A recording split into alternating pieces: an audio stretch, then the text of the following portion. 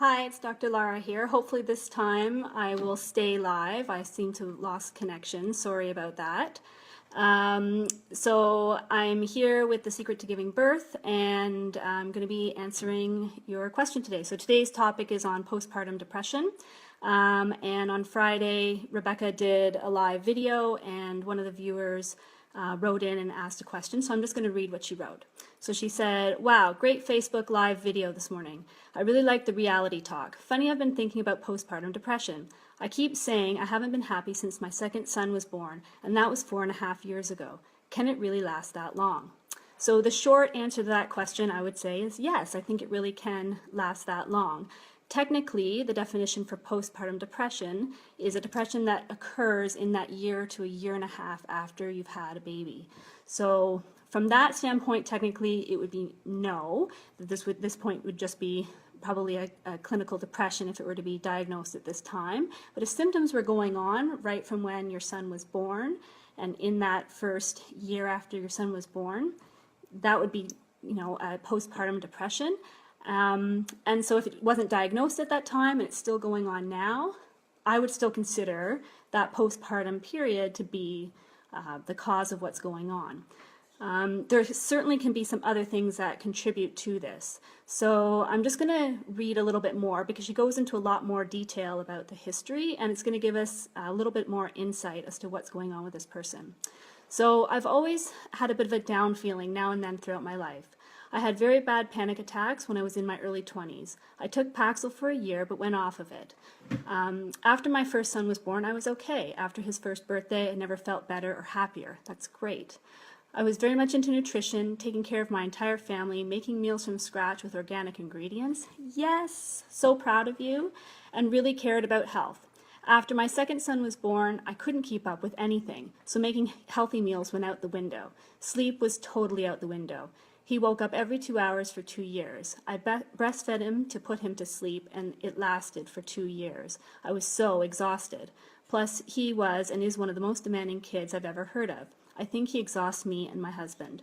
Plus, I have 2 boys, so they take a lot out of me. I just always feel very blah and not excited about anything. I don't know if it's chemical or situational."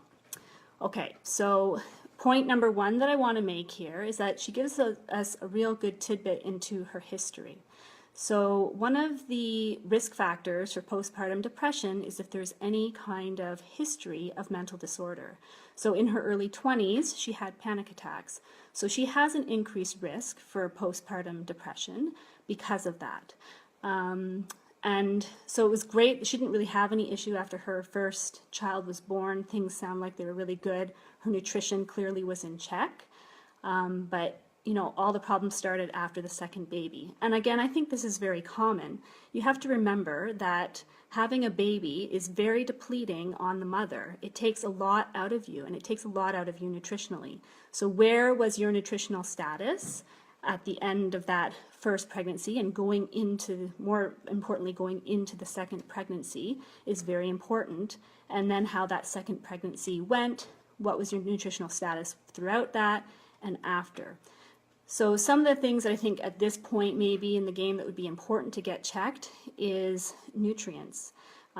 Because obviously meals don't sound like they have been super healthy. Probably try to do things quickly. You're doing everything, I'm sure, for your family and not for yourself.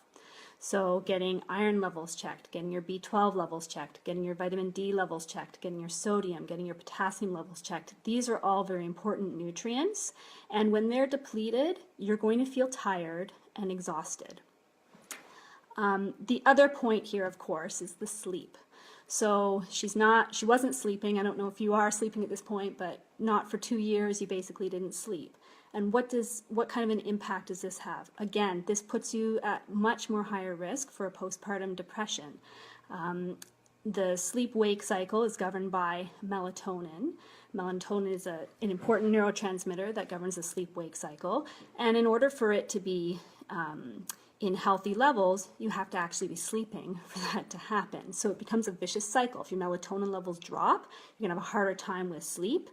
And because you're not sleeping, you're never going to get melatonin levels into a good place. Serotonin also comes into play with melatonin. The two work in concert with each other. And if melatonin levels are dropping and low, then serotonin levels can also drop. And serotonin is the hormone that makes us feel good. So if the melatonin levels are low, serotonin levels drop, this puts you at an increased risk for a postpartum depression. So those are some other important points to just consider there. The other thing that I just want to make mention of as well is just some of the hormonal health. So one other thing that in this particular case that definitely needs to be checked is thyroid and thyroid function. So TSH is a thyroid stimulating hormone, and this is a hormone that definitely can become disrupted or change after a woman has had a baby. And the thyroid governs our metabolism. It has a big involvement with our energy levels. So one of the hallmark symptoms of low thyroid function is feeling exhausted and tired all the time. The other thing that is associated with it is mood. So somebody that is more anxious definitely can have a connection to poor thyroid function. Depression can be connected there as well. I do find more that people tend to be more on the anxious side when thyroid function is low.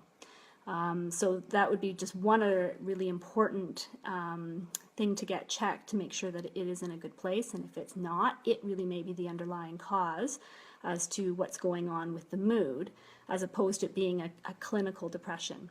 If all of those things that I mentioned with the nutrient levels, with thyroid function, are all in a good place, then it really could be a clinical depression, which needs to be properly diagnosed. So seeing your family doctor, having referral to a psychiatrist possibly, those would be some of the things that you'd have to pursue in order to get proper diagnosis. Anyway, I hope I've been able to answer that question. That's really it for me for today. So I will be doing this every Tuesday. So if you have a question, please go to our Facebook page at The Secret to Giving Birth. You can post your question there, or you can send us a personal message. And make sure that you like our page so that you're able to get in on the live Q&A. All right, thanks a lot. See you later. Bye.